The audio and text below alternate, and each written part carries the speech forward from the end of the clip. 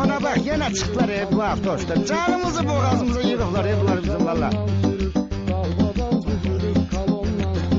Yine haftoşlar eşalonlar